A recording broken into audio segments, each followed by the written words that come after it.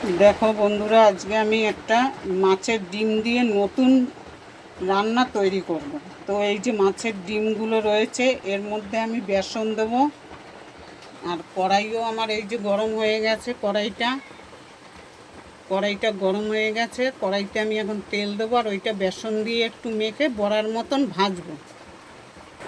তো দেখো, এই যে ডিম আমি এক কাপ মতো বেসন দিয়ে দিলাম এর মধ্যে।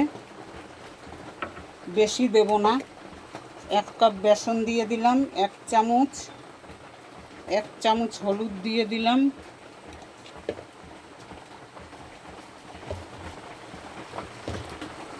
হাফ চামচ নুন দিচ্ছি। হাফ চামচ নুন দিয়ে দিলাম। এইবারে আমি এইটাকে ভালো করে মেখে নেব। মেখে নিয়ে তারপরে বড়ার মতন করে এটাকে ভাজবো।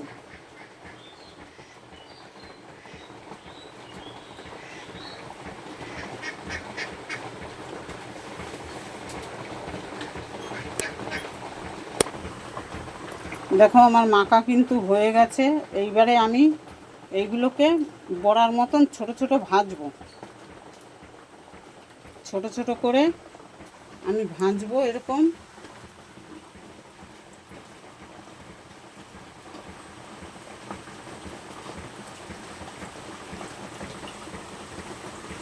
ভেজে তারপরে আমি এগুলোকে আবার মশলা দিয়ে রান্না করব। তো তোমরা দেখতে থাকো।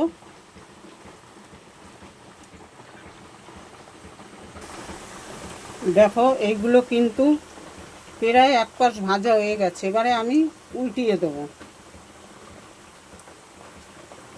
একটা একটা করে উল্টিয়ে দেবো, দিয়ে এই পাশটাকেও ভেজে নেব।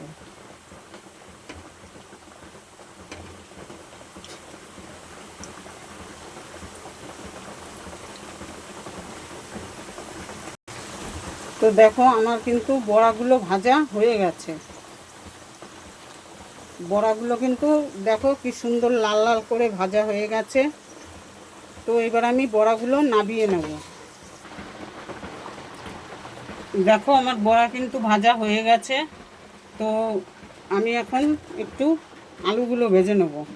তো তার মধ্যে আমি আগে জিরা দিয়ে নেব। জিরা দিয়ে দিলাম। একটা তেজপাতাও দিয়ে দিলাম আমি এর মধ্যে। দেখো, জিরাগুলো প্রায় লাল লাল হয়ে গেছে। এবার আমি আলু দিয়ে দেবো এর মধ্যে।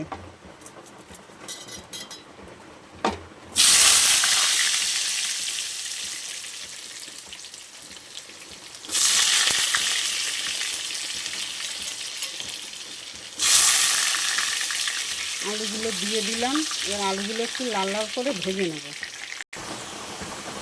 তো দেখো তোমরা, আলুগুলো কিন্তু আমার ভাজা হয়ে গেছে। এবার আমি মশলাগুলো দিয়ে দেবো।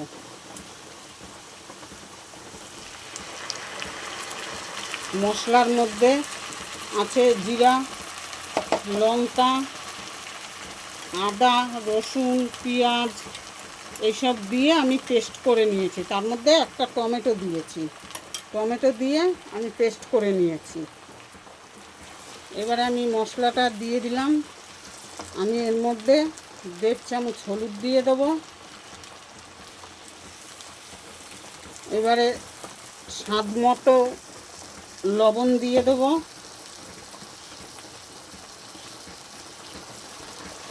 আমি এখানে 1.5 চামচ লবণ দিলাম। তো তোমরা চাইলে যে যেরকম খাও সেরকম দিতে পারো। এবার আমি মিক্সির বাটিটা ধুয়ে একটুখানি জল দিয়ে দেবো এর মধ্যে। তাইলে মশলাটা আমার ভালো কষা হবে। তো আমি একটুখানি জল দিয়ে দিলাম মিক্সির বাটিটা ধুয়ে। তাতে আমার মশলাটা খুব সুন্দর কষানো হবে।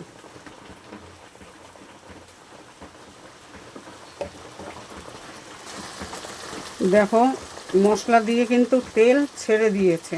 এবারে আমি এর মধ্যে, মশলাটা আমার কষানো হয়ে গেছে, তো আমি এবারে জল দিয়ে দেবো। দেখো কি সুন্দর তেল ছেড়ে দিয়েছে মশলা দিয়ে। তো এবার আমি জল দিয়ে দেবো। তারপর জলটা ফুটে উঠলে আমি বড়াগুলো দেবো মাছের ডিমের। তো আমি পরিমাণ মতন জল দিয়ে দিচ্ছি।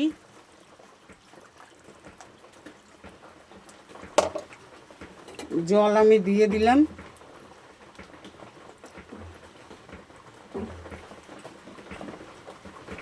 এবারে আমি একটু ঢেকে রাখবো। এবারে আমি ঢাকনাটা ঢেকে দেবো। একটু ঢেকে দিলাম। একটু ফুটে উঠলে পরেই আমি মাছের ডিমগুলোকে দেব। তো দেখো আমার কিন্তু এইটা ফুটে উঠেছে ঝোলটা। তো আমি এবারে মাছের ডিমগুলো এর মধ্যে দিয়ে দেবো, বড়াগুলো সব। বড়াগুলো আমি সব এর মধ্যে দিয়ে দিলাম।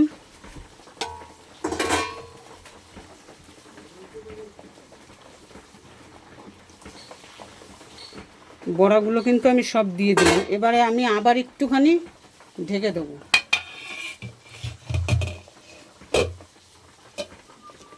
আবার আমি ঢেকে দিলাম, একটুখানি থাক, তারপরে নামাবো আমি। দেখো তোমরা, আমার কিন্তু এইটা প্রায় হয়ে গেছে, প্রায় কি হয়েই গেছে। আলুগুলোও সেদ্ধ হয়ে গেছে। এই দেখো আলুগুলোও সুন্দর সেদ্ধ হয়ে গেছে। বড়াগুলোর মধ্যেও তেল মশলা ঢুকে গেছে। তো এবার আমি 1 চামচ গরম মশলা দিয়ে দেবো। 1 চামচ আমি গরম মশলা দিয়ে দিলাম। গরম মশলাটা একটু ভালো করে মিশিয়ে নিই। তো আমার এই রান্নাটা কিন্তু নতুন রান্না, মাছের ডিম দিয়ে বড়া বানিয়ে রান্না করা। তো তোমরা সবাই দেখো বন্ধুরা। আমার এইটা কিন্তু কমপ্লিট হয়ে গেছে। আমি এবার নামিয়ে দেবো। গ্যাস বন্ধ করে দিয়েছি, এইবার আমি নামিয়ে দেবো। দেখো আমি কিন্তু নামিয়ে নিয়েছি। তো এইবারে গরম গরম ভাত দিয়ে খেতে খুব ভাল লাগবে। তো আমার এই রান্নাটা কমপ্লিট।